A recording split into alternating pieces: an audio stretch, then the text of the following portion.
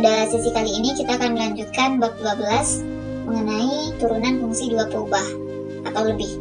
Nah, di subbab pertama kita akan belajar mengenai fungsi dua peubah atau dua atau lebih peubah gitu ya.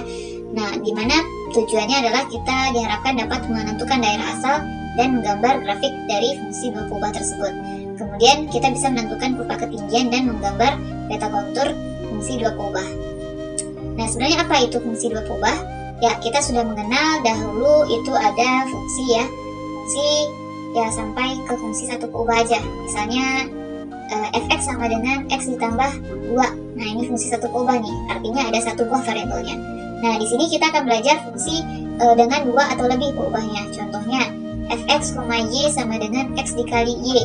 Nah, ini ada dua peubahnya. Kalau misalnya 3 ya berarti nanti sampai z gitu. Nah, kalau sebelumnya kita belajar fungsi bernilai vektor, jadi selain fungsi itu bisa dibedakan dari banyak peubahnya, kita juga bisa menentukan fungsi itu ada yang fungsi bernilai real, ya ada fungsi bernilai vektor atau fungsi bernilai skalar maksud saya, dan ada juga fungsi bernilai vektor, gitu kan? Nah, namun di sini untuk yang fungsi dua peubah yang kita bahas itu adalah fungsi yang peubahnya dua atau lebih, kemudian dia bernilai skalar seperti itu. Nah, contohnya di sini adalah foto ya. Foto itu termasuk fungsi dua peubah. Kenapa? Ya, karena misal posisi yang ini itu kuning gitu. Nah, ini bisa kita jadikan ini sebagai nilai di z-nya. Penentu di z, yakni kuning kita misalkan dengan angka 1. Nah, kalau posisi yang di sini ya ini hitam kan ya. Bisa saja kita contoh ambil ini wakilkan dengan angka 2 gitu. Nah, jadi sehingga nanti dengan setiap posisi di x, y ya, titik-titik yang berada di dalam kotak ini gitu ya, itu bisa kita tentukan dia warnanya apa saja ya dengan adanya sumbu z ini gitu. Z itu penunjuk warnanya sehingga terbentuklah foto ini gitu. Nah, untuk yang akan kita bahas lebih lanjut itu mungkin lebih kepada fungsi dua peubah. Tapi kan sebenarnya kita juga bisa ini juga berlaku mengenai itu untuk fungsi 3 peubah, 4 peubah dan seterusnya. Nah, di sini kalau misalnya kita membahas fungsi dua peubah, maka artinya domainnya itu adalah dua buah variabel. Di sini dilambangkan dengan variabel x dan y. Nah, nanti dipetakan ya, ada sebuah fungsi yang memetakan dia ke suatu nilai fungsi, atau di sini himpunan nilai fungsi itu kodomain gitu ya, di mana lambangnya adalah z atau bisa ditulis dengan f x y. Jadi fungsi yang memetakan x ke y gitu. Memetakan x, y ke si z. Nah, dalam hal ini untuk si x, y ini adalah suatu bidang gitu ya, yang berada pada suatu daerah misalnya D. Nah, jadi daerahnya ini atau bidangnya itu disebut juga dengan D. D ini berada pada R2 atau dimensi 2 seperti itu. Nah, ini dipetakan ke z, yang z ini adalah nilai fungsi, di mana z ini berupa bilangan real. Gitu. Jadi kesimpulannya adalah domainnya adalah bidang, ya. Nilai fungsinya adalah bilangan, gitu, bilangan real. Nah, kalau untuk mensketsanya, ya kita bisa kan yang disuruh itu sketsa ya. Ya, atau kalau menggambar ya mesti ada titik yang tepat ya. Jadi kalau saat x 0, y 0, nah nanti kan ini akan mendapatkan z-nya juga 0 ya. Maka ya di sini titiknya. Nah, semakin ke atas semakin naik z-nya ya. Jadi di sini kita patokannya z-nya aja. Kalau misalnya z-nya kita ambil 1 gitu, ya berarti x kuadrat tambah y kuadratnya ini seolah-olah ini akan menjadi sebuah persamaan kuadrat ya. Persamaan lingkaran gitu ya.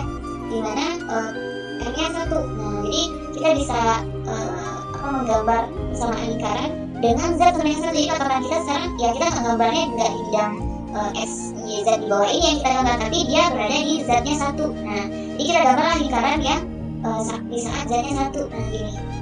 Nah, lingkaran dengan ini. Jadi si z ini menentukan ketinggiannya gitu ya. Jadi kita bakal gambar si lingkaran ini di mana gitu. Nah, jadi lingkaran ini ya bukan ini yang akan menjadi grafik dari z-nya, tapi adalah kita udah punya titik tadi. Nah, ini si lingkaran ini itu menunjukkan kurva bagian atas dari si grafik tadi. Yang gambar dari fungsi itu adalah permukaan, jadi yang ini. Nah ini. Oke, langsung saja. Apa sih makna dari turunan parsial?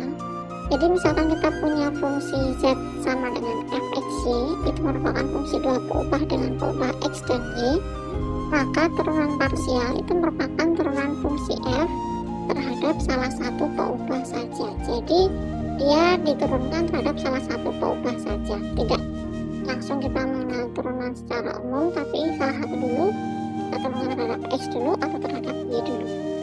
Nah, karena dia memiliki dua peubah, berarti kita mengenal dua turunan parsial, yaitu turunan parsial terhadap x dan turunan parsial terhadap, nah itu tadi turunan parsial ya, jadi turunan pertama. Nah, sekarang kalau kita juga mengenal istilah turunan parsial kedua.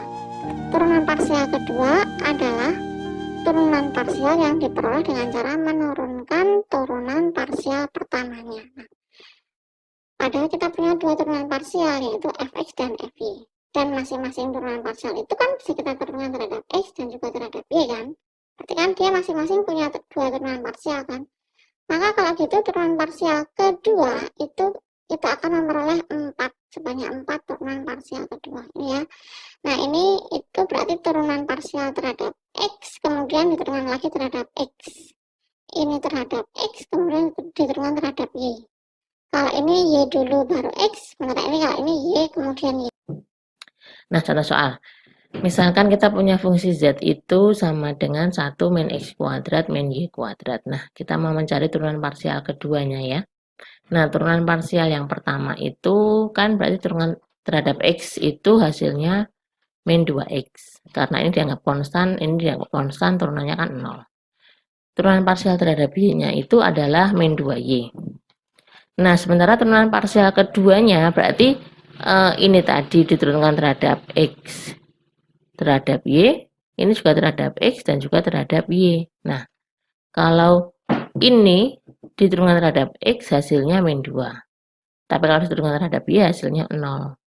Kalau ini diturunkan terhadap x hasilnya 0, kalau terhadap y hasilnya min 2, seperti itu. Nah, jadi ini turunan parsial keduanya ini ya. Min 2, 0, 0, min 2, berarti berbentuk fungsi konstanta.